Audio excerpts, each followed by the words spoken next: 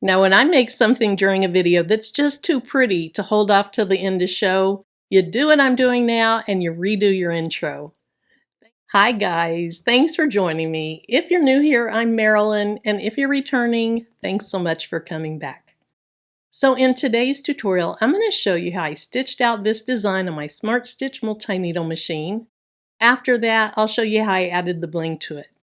Now this is not my design. This is one of Patrice's of Craftable Things designs. She has embroidery designs, she has bling designs, and her newest creations are embroidery and bling together. If you're interested in checking out her designs, I'll put her link in the video description below. I hooped my t-shirt using basting spray and no-show mesh stabilizer, as well as a piece of tearaway stabilizer, because my machine does best with 2 pieces of stabilizer, and I'm using a large Mighty Hoop for this project. I absolutely love my Mighty Hoop system, though it was a really big investment for me. I want my design to be closer to the neckline, so I'm going to move my hoop backwards, and then I'll frame it out to see if I like it. That's looking good, so let me change my camera view a little bit, and then I'm going to turn this light off for better recording.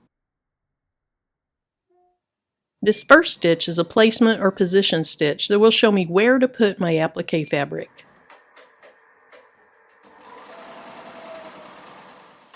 Now while this was stitching out, I was working on cutting my fabric for the applique. I used my X-Tool P2 CO2 laser, and I cut the fabric with Heat and Bond Light on the back.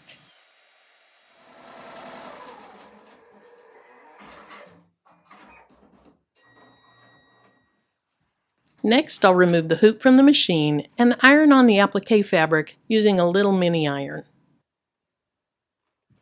Here's what it looks like, and I love the way applique fabric comes out so nicely when it's pre-cut for applique.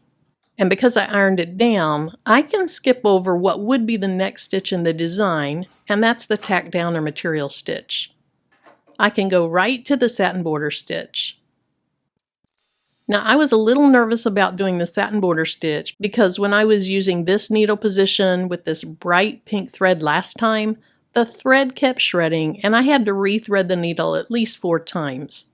But I put a new needle in and that seems to have done the trick because it made it through this part of the design without any shredding. When the satin border finished, I checked the bobbin and decided to replace it. Well, on the very next stitch, which was a white satin column stitch for the word tenacious, my thread pulled right out of the needle. So I held the tail of the thread for a minute and that worked fine, but I must have something in that thread path that needs adjusting a little bit.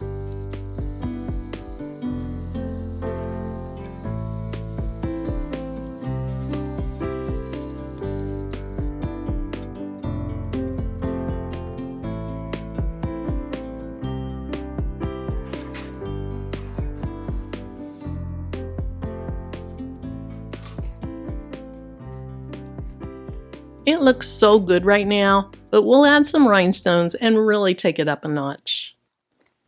Look at how pretty this is already. I would have no problem wearing it just like this, but I do want to go ahead and put those rhinestones on. So let's go ahead and do that. Now here's the template. The file for this came with the embroidery design, and I cut this out using a Caesar Romeo. I'm going to use some Crystal AB stones. These are SS10s. If you're not familiar with rhinestones, they're hot fixed, which means there's glue on the back, and when I put this under the heat press, it's going to activate that glue. If you buy a template, you do need to make sure that you size it to the correct size so that the holes are the right size, and it'll fit the stones that are meant to be used with it. So let's just pour out a generous amount of stones. Anything I don't use, I'll put back in the jar. So to get the stones to fall into the holes, I just like to go in circular motion. There's something about the rhinestones bumping against each other. It causes those rhinestones to fall down into the holes. And usually they're right side up, but not always. So I'll go ahead and brush in the stones. When I feel like most of the holes are filled, I'll go ahead and brush off the excess. Then we'll come back and talk about it. And this brush that I'm using, this is just a little edge paint brush. You can get these at Home Depot, Lowe's, stores like that, or even on Amazon.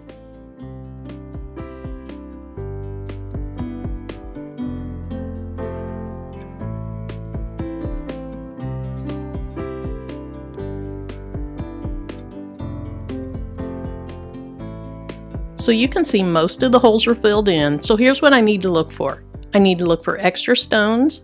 I need to look for open holes, like right here. And I need to look for stones that might be flipped over. So let's start by looking for extra stones, and then I'll just place them in some of the empty holes. And the extra stones, they like to hide, and on a scatter fill like this, they're kind of hard to find. But I do see one. It's right here. So I'll just lift it and I'll put it in an empty hole. Then I have another one right here. Let's move it to this empty hole. And I think I see two more right here.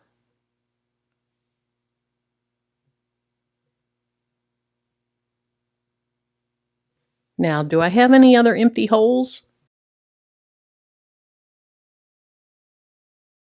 I have one right here. And I don't see any upside down ones, so I think we're good with that. Let me go ahead and move these out of the way. The next thing that we're going to do is we're going to use some Hot Fix Rhinestone transfer tape. We're going to lay it down on the stones and then transfer the stones to the shirt. So here's my transfer tape. I have used this before. It's on a backing and you just peel it off. Now you can use this a few times, but once it doesn't stay sticky enough to lift your stones, or it gets too bumpy because of pressing it too many times, you need to move on to a fresh piece. So I'm just barely holding it on the edges, and then I'm going to put this down in just one soft motion, or one smooth motion. What you don't want to do is put it down, lift it up with some of the stones on it, and then try to put it back down. You can do that, but it makes it a little bit rough. Now I'm going to slowly lift from a corner, and I see I have an extra stone right there. Let me go ahead and remove that. But I'm going to lift from a corner, and if I see any of the stones staying down in the hole, I'll go ahead and put the tape back down, press on top of it, and try again. And there's one right there. And actually, that's because I had an extra stone in there. I have an extra stone right there that I need to remove.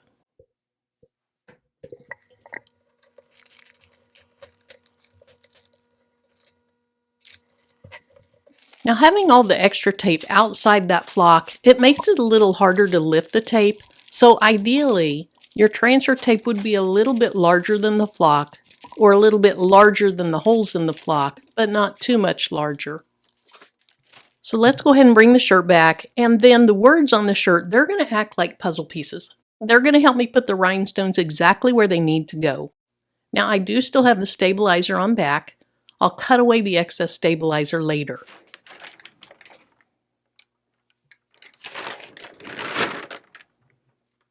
Now take your time on this part, because once you put those stones down, you can't undo this step.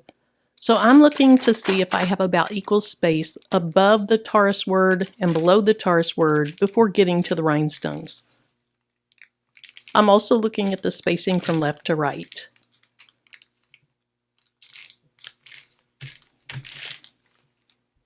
Now up here, I'm going to try to finagle my shirt a little bit. But with the embroidery on there and with the stabilizer on there, it's really not going to stretch much, so you just have to do the best you can. I think this looks great, but sometimes the embroidery stitches kind of contract your shirt, and the stones may not fit just perfectly. In this case, I think these are pretty close to perfect.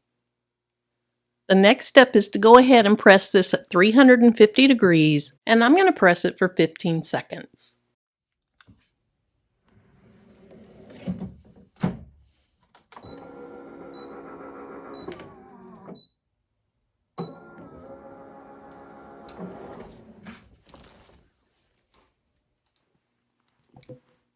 Now these are warm peels, so I can go ahead and take this carrier sheet out as soon as I get it back to my table here. And that is beautiful. Oh my goodness. This turned out so pretty. I love this. Look at that. Love, love, love it. So if you're interested in trying out this type of process, check out Craftable Things website. Of course, I'm going to have a link to her store in the video description below, and she has a lot of embroidery and bling files. She also has straight bling files as well as straight embroidery files. Now, what is that? Just a little lint or something I need to get off, but it's fine. So I'll go ahead, I'll cut off the excess stabilizer on the back. I'll tear away the excess tearaway stabilizer on the back. This is for me, so I don't think I'm going to add any tender touch, but I'm loving how this turned out. Thank you so much for joining me today. I hope you have a great rest of your day, and until my next video, bye-bye.